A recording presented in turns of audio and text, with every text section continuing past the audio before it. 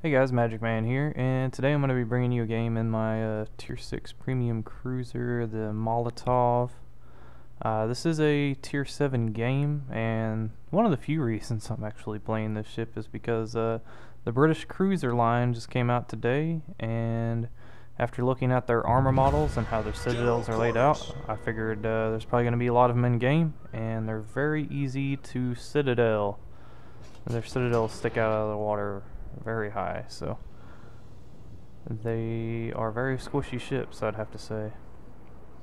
But they do actually have the best repair party in the game, so they can actually, I think they get it at tier 4 or tier 5. All the British cruisers get their special repair ability, so even if they do take a ton of damage, they can heal most of it back usually. So they're very squishy ships, but they can take they also have the ability to use a smoke screen, so they can hide their squishiness basically. Now someone on our team said A and B, so I saw all of the battleships and everybody deploying over to A. So I was actually going to hang around in the back and see what I can do around here. The Molotov in itself is kind of like a British cruiser. Its citadel sticks out of the water very high. Its citadel is very large. It doesn't have very many hit points, and it doesn't have any armor to tank really any damage. Even when you're angled with this ship, you're really not going to bounce any shots, which it really sucks, because as soon as people spot you, usually they start shooting at you, and you just can't take the damage in this ship. So I'm going to hang around in the back and by the battleships, and I usually play this ship like a support cruiser. That's really what it is. Can't be up front with it. And I see the incoming shots, so I actually run into this Nuremberg on purpose, because I figured he would stop my momentum, but I still get hit. So apparently the incoming warning was for him, because those shots were not aimed at me. But fire some HE at that nice now since he was bow on, and I do actually get a fire. So that was nice. And there are still shots incoming. People are still shooting at, I assume this is a British cruiser that's shooting at me, or a Nuremberg. I'm not sure which, because there seems to be shots of 3 coming in. I'm not sure where the British cruisers get their triple barreled turrets. I think it's maybe tier 6 or 7. But I definitely don't want to get hit by them. And this is when I spot one of the new British cruisers. This is the tier 6 Leander, and I am gonna try and take a shot at this guy. There he is. I thought those shots were coming in for me. Of course they're not. And just kind of looking at the distance there, I needed to know how far I needed to lead them, because I'm not quite sure how fast the British cruisers go. I think they're somewhere around 32 knots.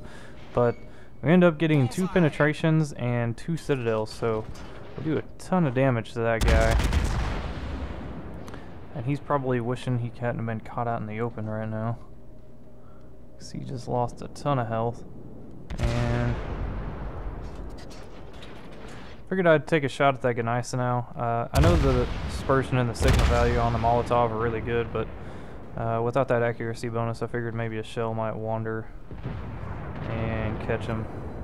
And it does, but it just shatters. It does nothing. And for whatever reason, I guess this guy decided to back out of his smoke screen. Not a good idea, because now he is spotted.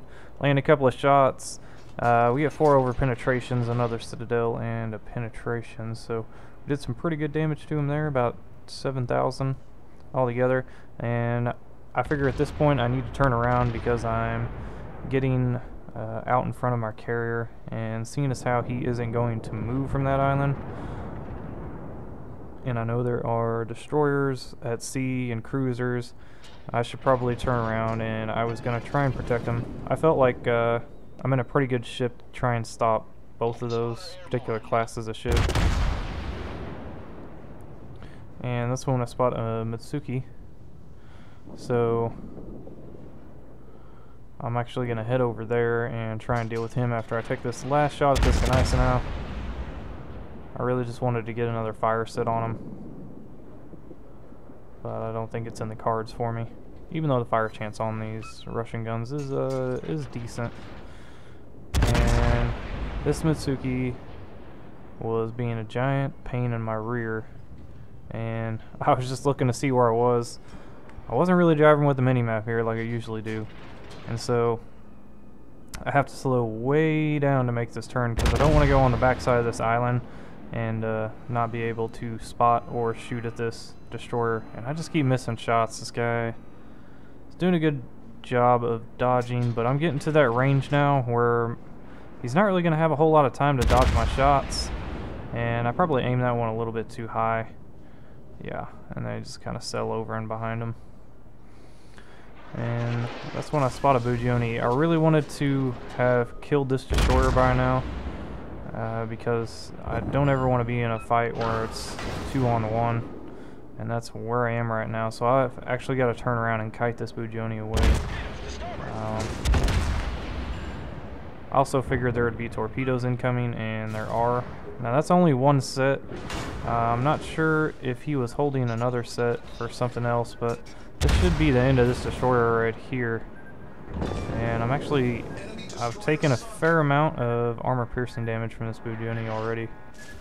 And since I was in the process of reloading this back turret, I didn't want to start it again, so I figured, hey, I might get lucky and start a fire on this guy, which would be awesome.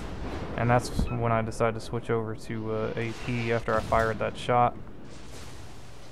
As you can see here, even though I'm fairly angled, I'm not really bouncing that many shots, and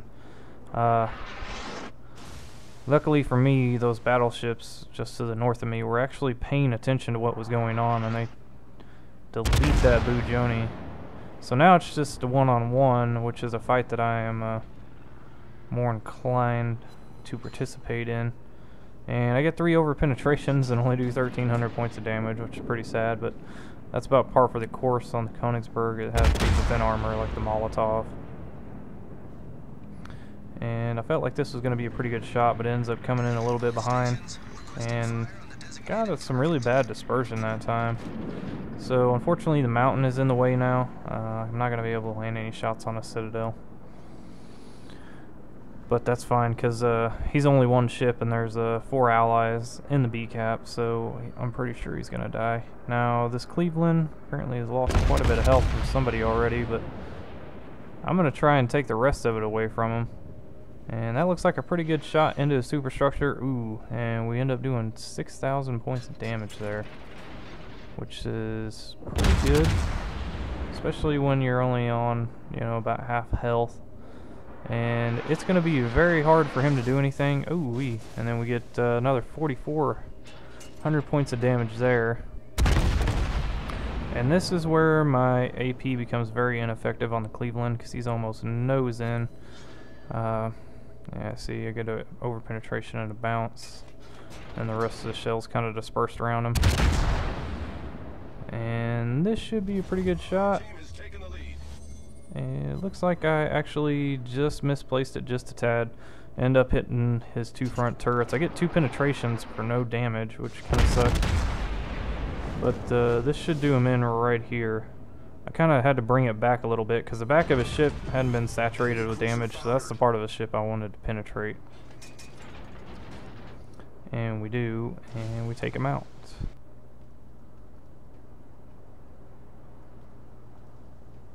There pretty much isn't anything left for me to shoot at too much, with the exception of the destroyer that was down here.